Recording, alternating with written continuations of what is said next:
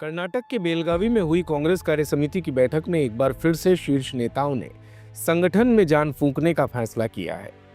कांग्रेस अध्यक्ष मल्लिकार्जुन खड़गे ने कहा है कि साल 2025 कांग्रेस के संगठन को मजबूत करने का साल है। इस साल में जितने भी पद रिक्त हैं उन सभी को भर लिया जाएगा। संगठन पर सभी को ध्यान देने की जरूरत है। पार्टी ग्राउंड स्तर पर कार्यकर्ताओं को सक्रिय रखने के लिए संविधान यात्रा की शुरुआत करेगी। लेकिन क्या ये सब कुछ इतना आसान है? क्योंकि आंकड़े तो कुछ और ही बयान करते हैं। क्योंकि ये पहली बार नहीं है जब संगठन को मजबूत करने का फैसला सीडब्ल्यूसी की मीटिंग में हुआ हो। 2014 में मनमोहन सिंह की सरकार जाने के बाद से अब तक कांग्रेस ने सीडब्ल्यूसी की 24 बैठकें की हैं। लेकिन दिलचस्प बात यह है कि इन बैठकों के बावजूद कांग्रेस पिछले 10 साल में 40 से ज्यादा चुनाव हार चुकी है। दरअसल कांग्रेस कार्य समिति या सीडब्ल्यूसी ये सर्वोच्च नीति इकाई है। कांग्रेस के संविधान में भी इसका जिक्र है। कार्य समिति के सदस्य ही सभी बड़े फैसले करते हैं। पार्टी के राष्ट्रीय अध्यक्ष इस समिति के चेयरमैन होते हैं। इसकी कार्य समिति में अधिकतम 25 सदस्य हो सकते हैं, जबकि सोनिया गांधी के अध्यक्ष बनने के बाद स्थायी और विशेष सदस्य का भी प्रावधान किया गया। लोकसभा चुनाव 2014 में हार के बाद मई महीने में कांग्रेस कार्य समिति की बैठक दिल्ली में बुलाई गई थी। तब से अब तक सीडब्ल्यूसी की कुल 24 बैठकें हो चुकी हैं। मई 2014 की बैठक में कांग्रेस ने हार की समीक्षा के लिए एक कमेटी गठित करने की बात कही थी।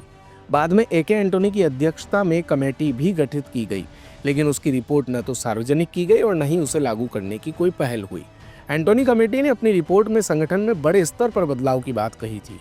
वर्धा में 2018 में आयोजित सीडब्ल्यूसी की बैठक में संगठन को मजबूत बनाने और नई रणनीति के साथ मैदान में उतरने की बात कही गई। 2019 में हार के बाद भी बुलाई गई कांग्रेस कार्य समिति की बैठक में संगठन को धार देने की बात कही गई। राहुल गांधी ने तो इस बैठक में यहाँ तक कह दिया था कि कांग्रेस के नेता अब संगठन को मजबूत करने पर विचार करें। गांधी परिवार से कांग्रेस की कमान अब कोई नहीं संभालेगा। मार्च 2022 की बैठक में संगठन का मुद्दा ही छाया रहा। पार्टी ने संगठन में जान फूंकने के लिए चिंतन शिविर का आयोजन करने का फैसला भी किया, जिसकी परिणति मई 2022 में राजस्थान के उदयपुर में हुई। लेकिन आज तक न फैसलों पर अमल हो पाया और न ही धरातल पर मिल पाई धार। उल्टा पिछले 10 साल में देश में लोकसभा के 2 और विधानसभा के 53 चुनावों में कांग्रेस 2 लोकसभा चुनाव हार चुकी है, तो वहीं विधानसभा के 40 से ज्यादा चुनावों में उसे पराजय का सामना करना पड़ा है। कांग्रेस अपने बूते सिर्फ पंजाब में 2017 में, 2018 में मध्य प्रदेश, राजस्थान और छत्तीसगढ़, 2022 में हिमाचल प्रदेश और 2023 में कर्नाटक और तेलंगाना में ही जीत दर्ज कर पाई है। जबकि गठबंधन के सहयोग से कांग्रेस झारखंड में 2 बार और तमिलनाडु में 1 बार सत्ता में आई है।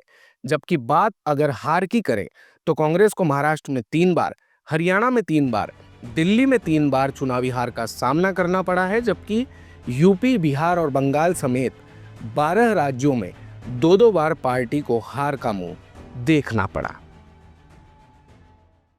दिन भर की सारी अपडेट्स के लिए सब्सक्राइब करें भारत कवरेज को और हाँ, बेल आइकन दबाना ना भूलें ताकि आप रहें अपडेटेड हमेशा।